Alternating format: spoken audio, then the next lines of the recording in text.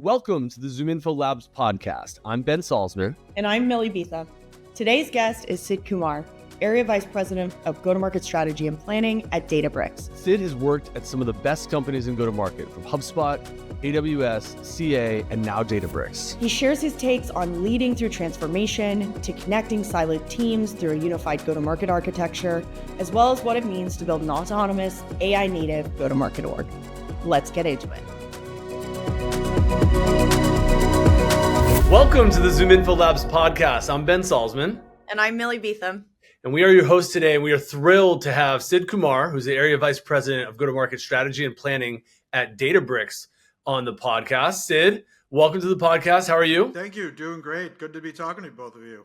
Yeah, you too. Sid brings in extensive experience from his roles leading global go-to-market strategy and operations across multiple big enterprise software companies. So prior to Databricks, you were the SVP of go-to-market strategy and operations at HubSpot. You had held senior leadership roles at AWS and spent a bunch of time at CA before that, building the digital sales and demand gen group from the ground up. And really, I think you're known for your expertise on sort of building scalable go-to-market architectures. And I think, people around the industry have nothing but amazing things to say about you. So we're just really pumped to have you on the podcast today. Thrilled to have the conversation. Looking forward to it. Let's dive in. For those of folks who have not met you before, tell everyone a little bit about your background. Yeah, I would say I started my career in finance, on the investment banking, private equity, VC side. And from there, really decided what I want to do is be an operator and go build and really help shape and design go-to-market organizations. And that's where I made the transition to CA Technologies. I spent 13 years there, which was a long time, but just had a variety of different cross-functional experiences there. And my last half of my time there is where I really got deeper into go-to-market, including having the opportunity to go build out the digital sales organization as the company was trying to go down market into commercial. SaaS was becoming a bigger thing, and we needed a lightweight, scalable go-to-market model to go after it. And so I kind of got into field, into inside sales, digital sales by accident. Started, carrying a bag, doing the forecast calls, and had a great run, 4 years of building that out, scaled it to about, 300 people globally. And then that's when I realized, I said, you know what? I really want to go double down on go-to-market. There's just something about it, and I'm happy to talk through what appealed to me. But then that's where I, then joined AWS to lead field sales operations there, then HubSpot, and now here at Databricks, but all along that theme of go-to-market strategy and operations to go design and build. And so tell us a little bit more about, how your approach to go-to-market, to operations, to strategy has really evolved as you've been at those different companies and throughout the different years. Yeah, I think I would say having to be the one holding the bag gave me a lot of empathy when I was at CA on what does a seller need and require from the company in terms of support. And how do you think about going after a market opportunity? And I think that was the first time it really taught me the value of a connected go-to-market and bringing together top of funnel, middle of funnel, back end of funnel. I don't even like to call it a funnel anymore, but like really that closed loop. How do you create that closed loop engagement? That was the first time I really appreciated that, because I own demand gen. I owned sales, I owned renewals and post-sales, and I had to make them all come together and work as a unit. That and I think the second piece there was really understanding, it was a global mandate, but really needing to understand the local nuances of how do you get that global model, global scale to operate locally and really take into account what's different about Brazil or what's different about Colombia versus Japan and how to go do business.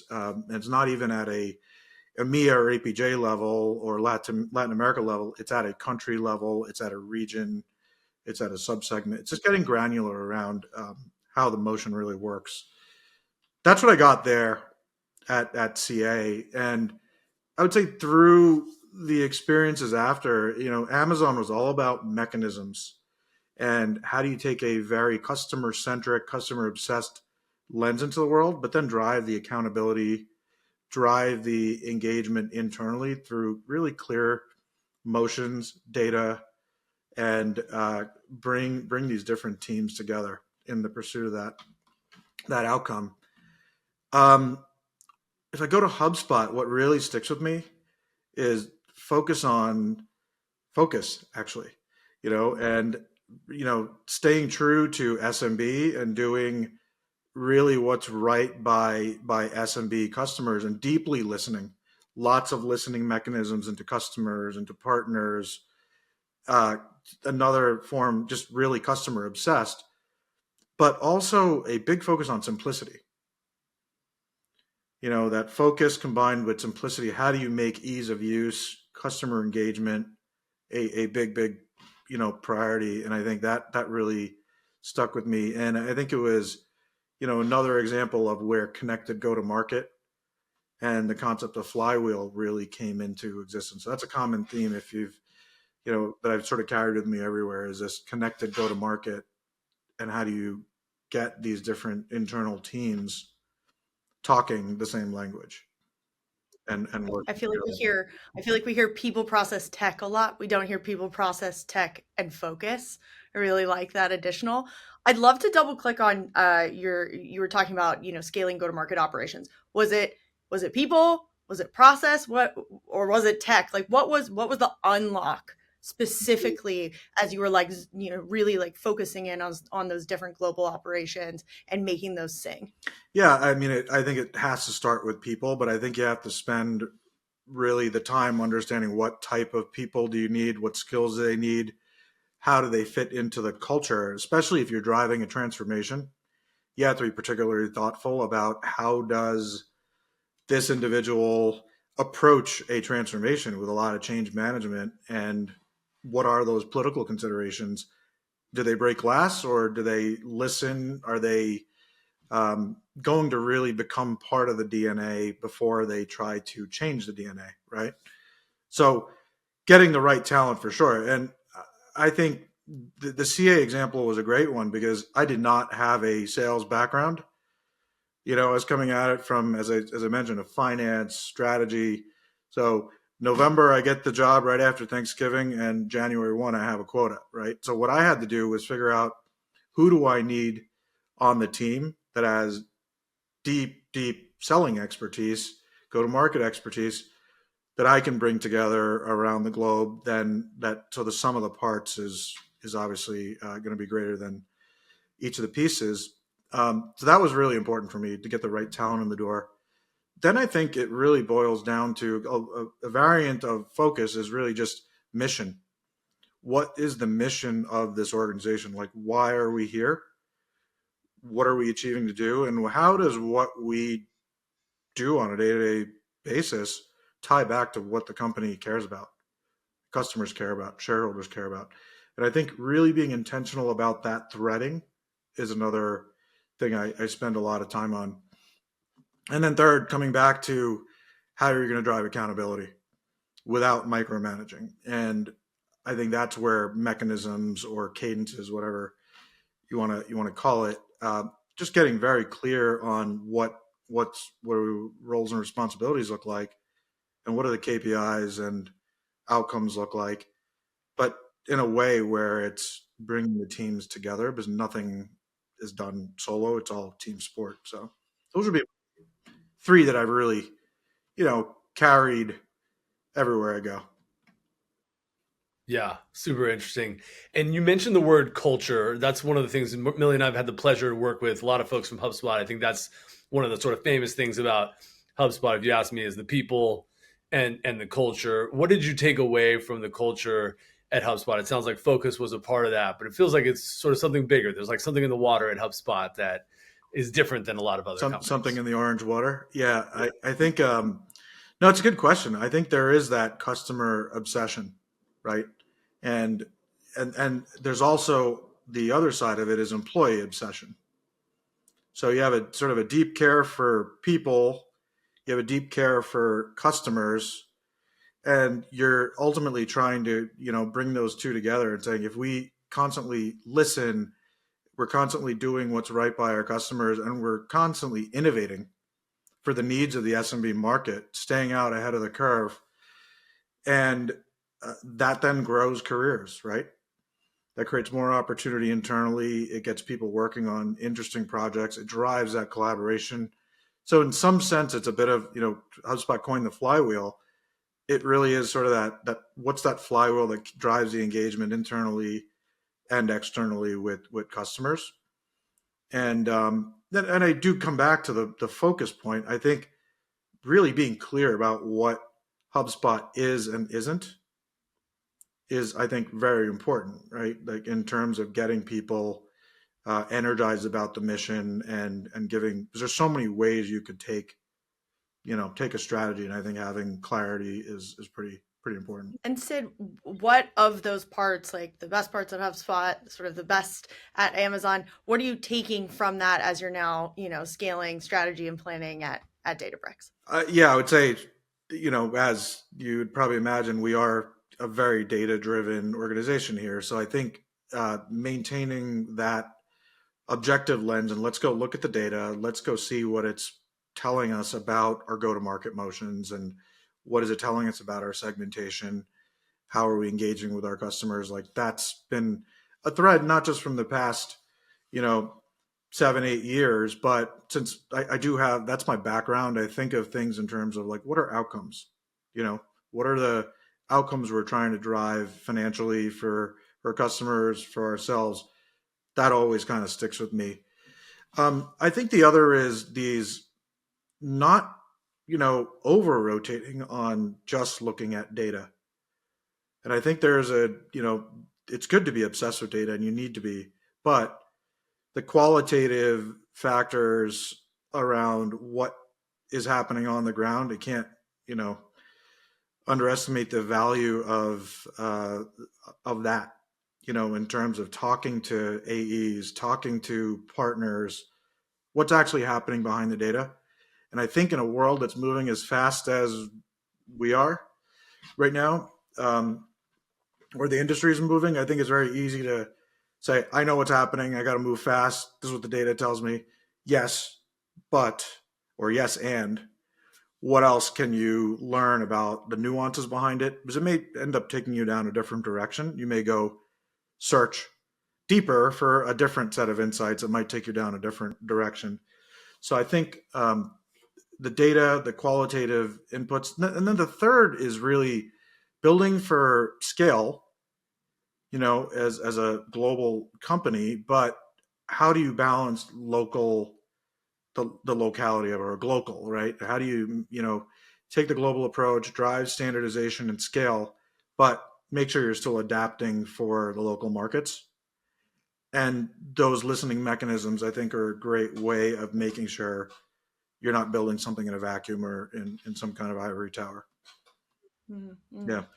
You spoke to a couple, but I'm in terms of, truly understanding go-to-market strategy from your perspective and educating our listeners, like, what are the core principles in GTM strategy that you've found to be completely consistent, regardless of company size, industry, or what their market looks like broadly? Yeah, I think the connected, coming back to the connected go to market, right? I think one theme here, we spent a lot of time, I've spent a lot of time in all the companies thinking about the customer journey. Now, I know it's a very overused term, and it can become a little cliche, but I think if you start with what are the specific customer outcomes or prospect outcomes that you're looking to achieve, or you hope your prospect or customer will achieve, whether you call it a customer journey or whatever you call it, and you work backwards from that versus from your org chart out, I just think it forces you to ask a different set of questions that may lead you to a different set of outcomes or plans, right? And I really think about that a lot. I know we've talked about that a lot too in the past. So without getting bogged down and saying it's hard to do a customer journey, or there's no perfect one and it zigzags up and down, all true. But can you just get really granular about, all right, at this point in their journey, like what do I want them to be able to do or achieve, or what's the insight I want them to have? And then reverse engineer that to how you're going to get there. And then what functions, go and drive that. I just think that's super valuable. Yeah. And I think some of what you just said is like the cousin to the old Bezos quote of like, if the anecdotes and the data disagree, go with the anecdotes because testing is hard, right? I think there's sort of like another quote. He sort of extended that quote once by saying you're often measuring the wrong thing. So to your point around the customer journey, sometimes people are like looking at this funnel of like, oh, like this step in the journey, like how do we optimize that? It's like, sometimes we're like, are we even on the right journey? Is these the right assets? Are these the right touch points? Like sometimes you're measuring something. It's like, none of that's the right stuff. Like we could measure it, we could not measure it, but it's actually this other completely different journey that we should be thinking about, right? So it's sometimes hard to figure out what to measure. Totally. I think you're hitting on another point, which is experimentation and pilots. I think so important. I mean, it's candidly, like, wouldn't be prudent to just say, here's an idea, let's go roll it out. And I think it can't be a binary good, bad, let's go do it or not do it. It's like, how about we go test it? If we have, enough conviction, let's go test it in a market, do A/B testing, whatever type of testing it is before scaling. I think that's not often enough deployed, because it's like, you have an idea and you're like, you want to put it into production like right away. Instead, back the train up and say, all right, in 6 to 9 months time, what are some of the things I may want to see as adaptations in my go-to-market model, and how can I start getting a point of view now? And I think that just requires a little bit of, rewind the clock a little bit, like slow down to speed up. Yeah. I'm just so glad that you just said that, Sid, because I feel like the number one sort of mistake that we're seeing happen over and over again right now is this sort of like blanket rollout of AI functionality or tooling or whatever, without taking that sort of experimentation or that trial or proof of concept approach. And I think it's so important what you just said, specifically now, as we're sort of, going into this sort of unknown and looking at all this new tech, and not potentially approaching it in that way of really testing and learning from day one. Totally. Because, the implications are big, right? These are revenue touching systems, and you start to tweak it without really understanding what you're going to get into.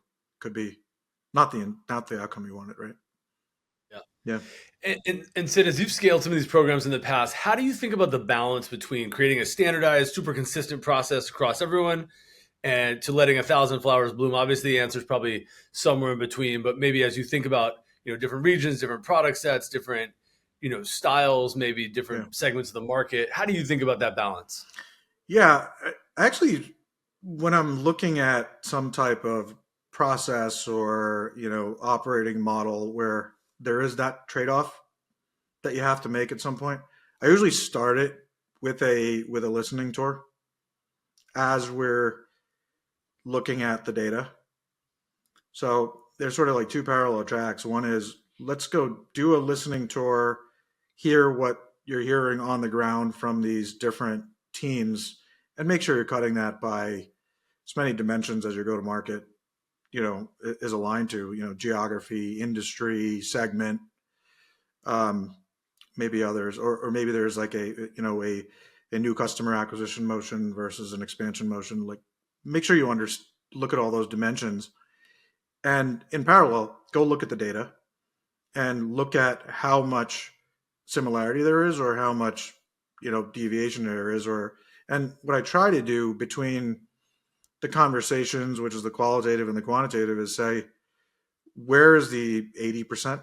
Maybe it's 70% common ground where standardization will actually help everybody go faster. And we can keep,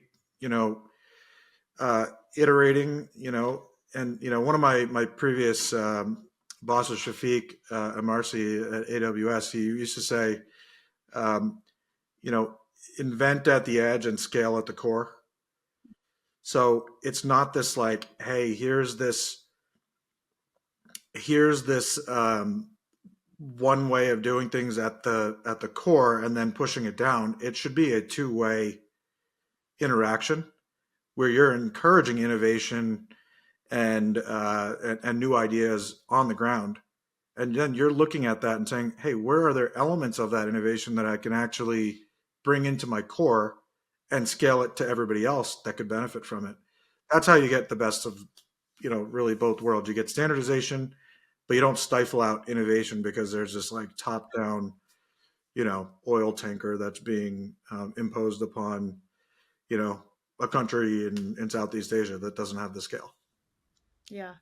Ben and I talk about the manual to scale loop all the time with respect to, just that some of your go-to-market teams are doing really incredible work. And if you can find that and then figure out how to scale that, but always build a culture around, encouraging that some of that goodness is always going to flourish, right? That innovation is going to be there for that to, essentially breathe that goodness back into the organization. I love that sentiment. Sort of along those same lines, like, tell us more about sort of what the best go-to-market operations leaders are getting right that most are getting wrong. Yeah, I think it's focusing on continual improvement, right? And I think now with AI, it's not an all or nothing thing. And I think it's easy to get very distracted when you go onto LinkedIn or anywhere for that matter right now about the plethora of things out there. I think it's an opportunity right now for go-to-market leaders to go, especially in the roles that we're talking about, like go-to-market strategy, really take a look at the work that needs to get done, right? The workflows, and start to reimagine those in the context of what they could look like. And maybe it's not, taking the work the way it is. Like you start to look at what's the work you no longer need to do? What's the work that can be fundamentally reimagined and done a different way?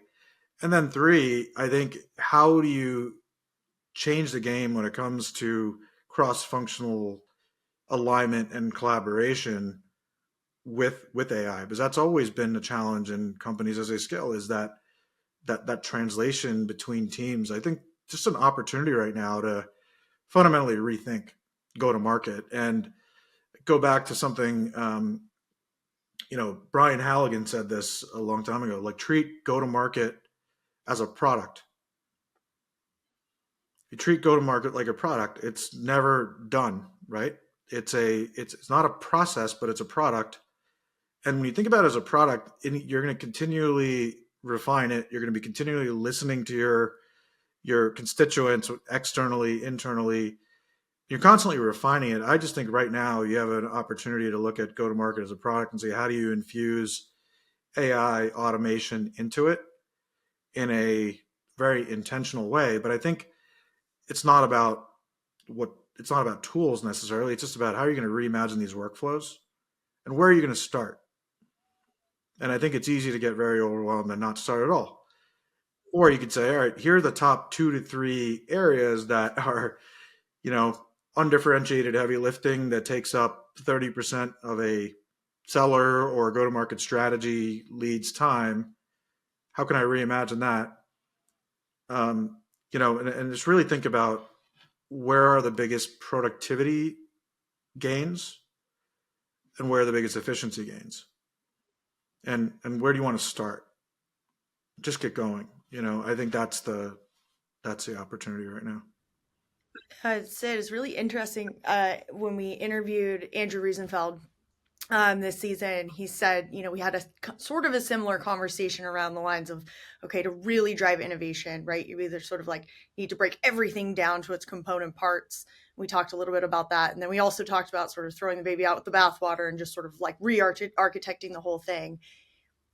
Can you tell us like how you actually approach sort of like finding the time or getting the team on board to actually doing that and breaking that back down so that you can sort of build it back up or reimagine it in this way? Yeah, I think it's hard to completely break it down because these jobs are by nature always on. there's some season you're always in, right? Whether it's planning or strategy, or there's always the run the business time.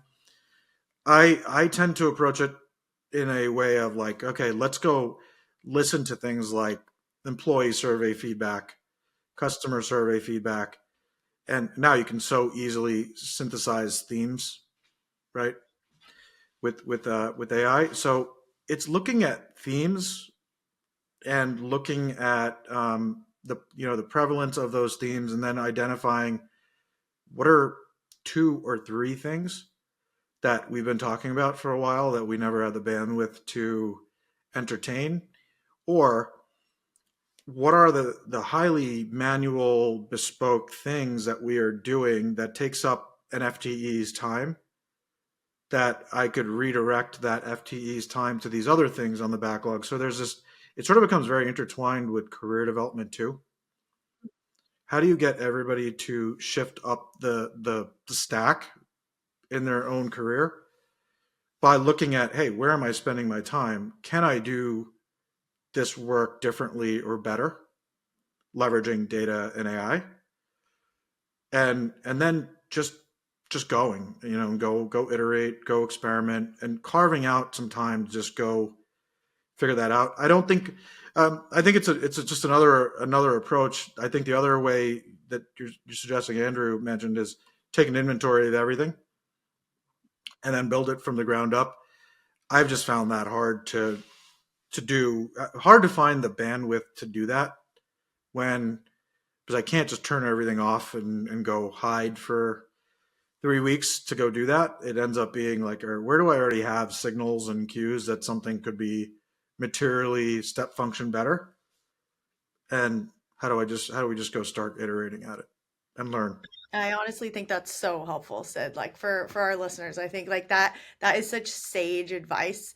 And I think it, like, in your head, you can immediately start to think about the tactical, like, all right, like maybe at the offsite this year, we're going to go and sort of hack a few of these areas, right? Or approach our roles and responsibilities and start to look at the areas where we're spending too much time. It becomes very tactical when you think about it from that perspective. So yeah, I just think that's really, really great. I think it's just hard to get started because it's this, oh my gosh, where do I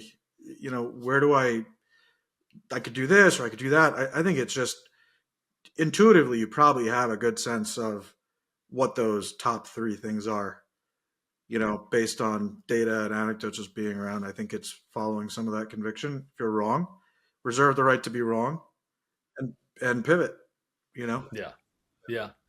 I think, for our listeners out there, like, get started. Like you said, it's like there's still 50% of the people in white collar jobs. Like, if you ask them if they use AI at work, it's just like, yeah, I have once or twice, but it's basically a no. And so I think, to your point, it's like, just start. You were talking about before, and I feel like you alluded to it a bit there, about this like connected go-to-market or this integrated go-to-market. Yeah. Like, how do you actually approach building that sort of like unified view of the market, the plays, the programs, right? And that performance across those sort of siloed teams, across siloed data sources? Yeah. It's not easy, but it's another one of those things that I think you absolutely need to do if you're going to get scale and lift, and you want everybody rowing the boat in the same direction. So I think it's understanding what does go to market, how is it currently structured in your organization, like what's included. Is it marketing, sales, customer success, renewals? Like, really understanding what are the different functions. And I go back to my tried and true method of go do a listening tour and go talk to the leaders of every one of those functions and asking them, what defines success for you and your organization? What are the KPIs, metrics that you look at daily? And just be very objective and go understand what that looks like across your different go-to-market teams, and just listen, do a lot of listening, and then go back, digest all of that, those different inputs, and think about where's the common ground, between these different teams? How do you start to get marketing aligned with sales, which I know both of you know, deeply? Like, if we're talking only MQLs in marketing, but we're talking only pipeline in sales, what's the translation layer between the functions? So I think it's really understanding where are they today. Then I think it's really important, like linking it back to the customer outcomes and then the company outcomes. What does the revenue model look like? How does the revenue and pricing model, how does it monetize? How does it get monetized? And then coming back and threading the needle with a a framework or a mechanism that says, okay, these are the customer outcomes we're trying to achieve. These are the ways we're going to measure those. These are the teams that are going to be responsible for doing it. And we did this at HubSpot. We called it CCOM, Customer Centric Operating Model. And we orchestrated across the flywheel and said, these are the customer outcomes. And then we got to the function that did it. And we had, we had one meeting, that we talked about go to market. Could certainly have functional deep dives, but simple question: do you have any cadences or any calls where your whole go to market team leadership is on? Simple question. And if the answer is no, you're probably siloing some piece of it, if not all, right? Common language, and having just a common framework to talk to each other and get aligned on, like, here's how we all relate to driving the customer and company outcomes. So everybody's like super clear. That is a really interesting segue into our next bit here. We want to talk a little bit about go-to-market architecture broadly and this sort of emerging role or function called, this go-to-market architect, as much of the market is talking about it today. But for those who have been listening to this season, you'll know that the role is defined as someone who is sort of defining or codifying, right, data-driven targeting, your ICP definitions, the signals you care about.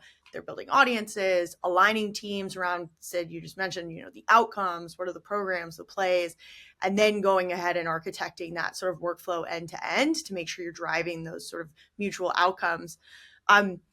Based on what you just said, like, do you agree that there is a need for this function?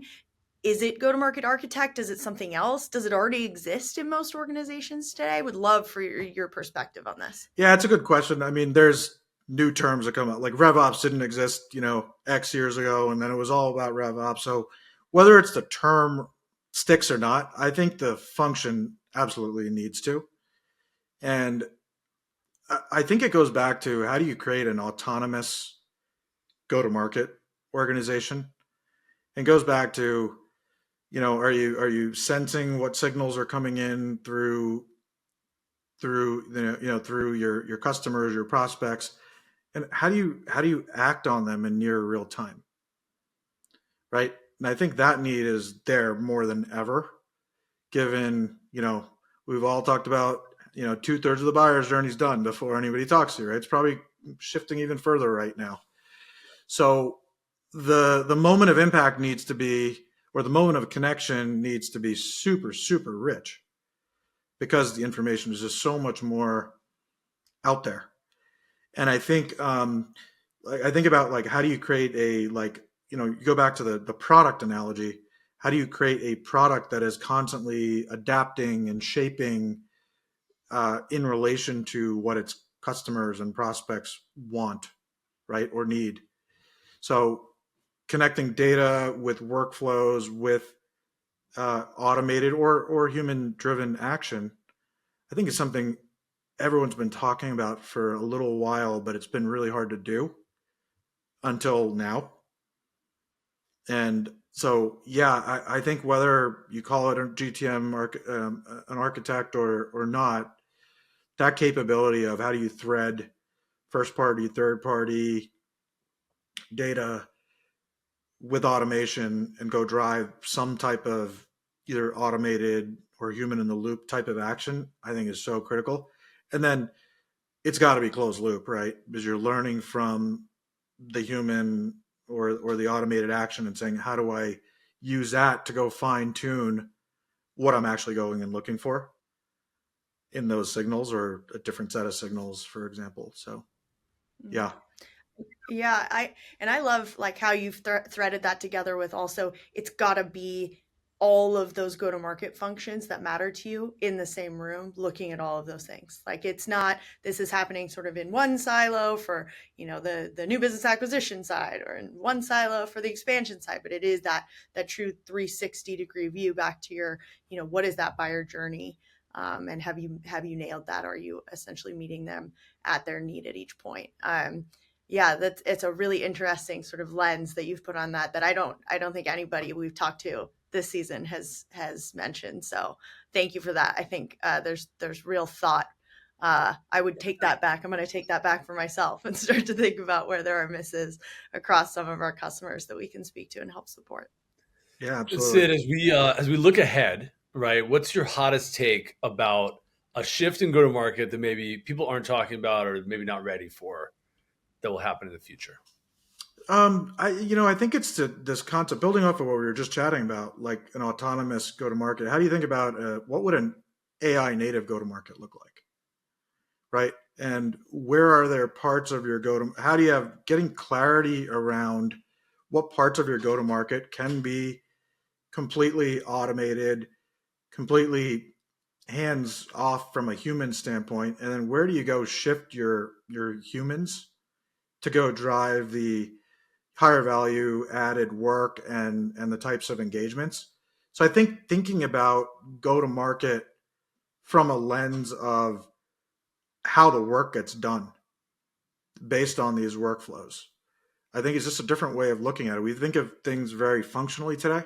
It's marketing, or it's sales, or it's customer success. What if you thought about it just fundamentally differently, turned it on its head and think about it horizontally? These are the different workflows in go to market.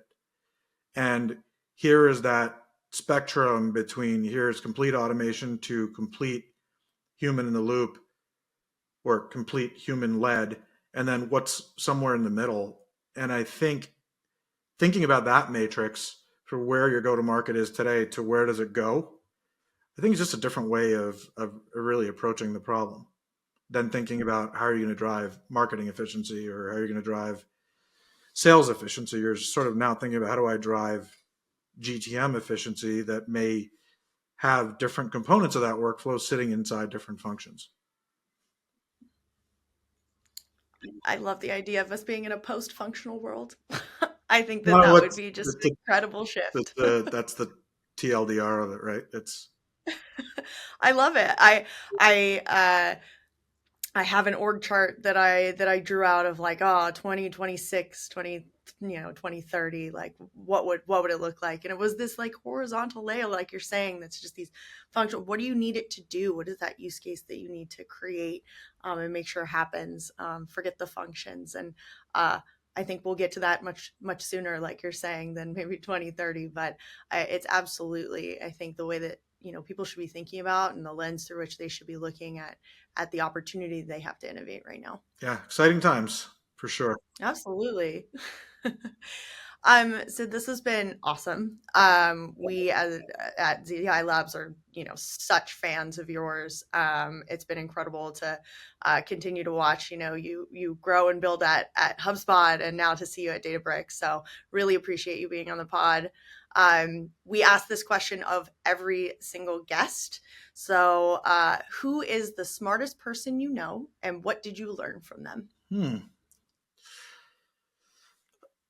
going to maybe redirect that one. There's a lot of smart people out there, and I learn from so many smart people, across the board throughout my career. I maybe flip it to who's really provided me inspiration throughout my career and continues to motivate and inspire. It's my dad, from a very young age, just taught me the importance of just grit, perseverance, constant improvement.